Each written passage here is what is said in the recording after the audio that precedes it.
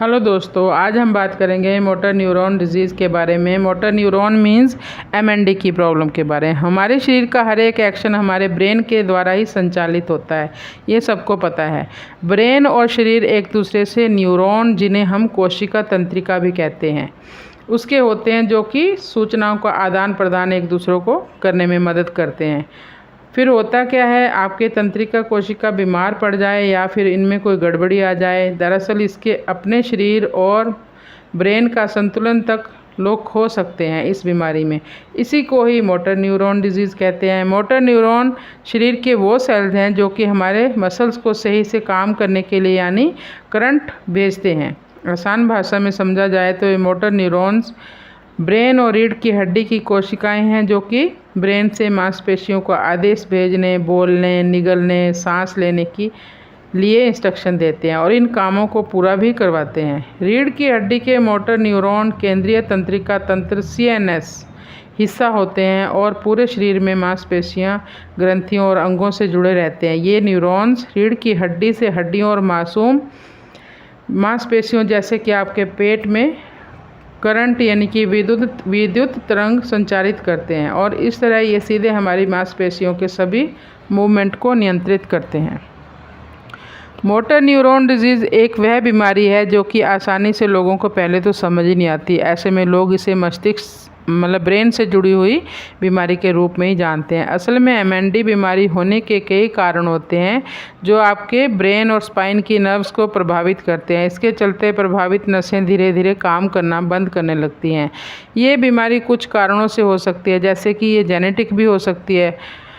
अगर आपके परिवार में किसी को पहले थी तो आपको भी होने के पूरे चांसेस हैं। और नंबर 2 होता है आपका लाइफस्टाइल, आप खा क्या रहे हो, कैसी डाइट ले रहे हो, कहीं आप तला भुना बाहर का ही तो नहीं ज़्यादा ले रहे हो, और इसमें आप योगा कर रहे हो कि नहीं, कोई एक्सरसाइज कर रहे हो कि नहीं, फिज़िकल एक्टिविटी है कि नहीं, ये इस पे भी डिपेंड करता है। नंबर 3 पे है इम्यून सिस्टम। अगर आपका कमज़ोर होगा, जब आपका खाने पीने का ढंग अच्छा नहीं होगा तो इम्यून सिस्टम तो वीक ही होगा। नेचुरल डाइट नहीं लोगे तो पक्का है कि आपका इम्यूनिटी वीक होगी, तो भी आपको ये प्रॉब्लम हो सकती है। इसके लक्षण क्या है? वैसे तो ये बीमारी किसी भी उम्र में आपको घेर सकती है। शुरुआत के लक्षण में पहले ये एक ही अंग को प्रभावित करती है, धीरे धीरे ये सभी अंगों के कामकाज की गति को धीमी कर देती है।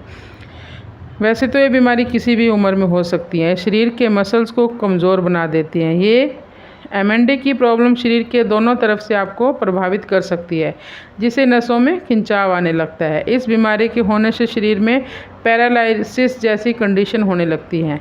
मांसपेशियों में ऐंठन, मरोड़ और दर्द रहता है। हाथों और पैरों में कमज़ोरी होने लगती है। बोलने में बहुत तकलीफ होती है। आवाज़ बिल्कुल बदल जाती है। कोई भी चीज़ को निगलना और चबाने में दिक्कत आती है। हमेशा टायर्डनेस बनी रहती है और वेट लॉस बहुत जल्दी होता है। सोचने और समझने और कोई फ़ैसला लेने में बहुत प्रॉब्लम होती है। ये 4 या 5 तरह की होती है। पहले होती है, नंबर 1 पे है प्रोग्रेसिव बल्बर पाल्सी। इस MND डिजीज़ में मोटर नर्व के दोनों साइड यानी ऊपर और नीचे दोनों प्रभावित होते हैं। इसके चलते आपके बोलने या निगलने वाले मसल्स कमज़ोर हो जाते हैं और आपको इन कामों में परेशानी होती है। सच बात तो यह है कि बोलने और निगलने वाले नर्व हमारे दिमाग के निचले हिस्से में होते हैं, जिन्हें बल्ब कहा जाता है, और इनमें ये लकवा जैसी स्थिति पैदा होने के चलते इसे प्रोग्रेसिव बल्बर पाल्सी कहते हैं। नंबर 2 पे है एमीट्रॉफिक लेटरल स्क्लेरोसिस।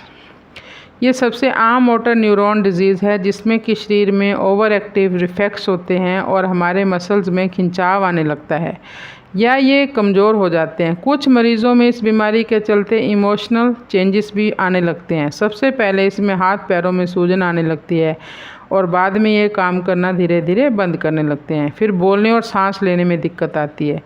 नंबर 3 पे है प्राइमरी लेटरल स्क्लेरोसिस। इस बीमारी में ऊपर के मोटर न्यूरॉन प्रभावित होते हैं। इसका पता करना थोड़ा मुश्किल होता है। यह एक न्यूरोमस्कुलर बीमारी है जो बीच में से मोटर न्यूरॉन को प्रभावित करता है। पैरों की नसों में दर्द और कमज़ोरी और कठोरता बनी रहती है। इस तरह की कमज़ोरी ब्रेन के बल्ब की मांसपेशियों के आधार पर हाथ, पैर और मांसपेशियों को प्रभावित करने के लिए बढ़ सकती है। नंबर 4 पे है प्रोग्रेसिव मस्कुलर एट्रोफी। इसके चलते नीचे वाले हिस्से के न्यूरॉन प्रभावित होते हैं। ये बीमारी धीरे धीरे बढ़ती है, इसके साथ लोग लंबे समय तक जीवित रह सकते हैं।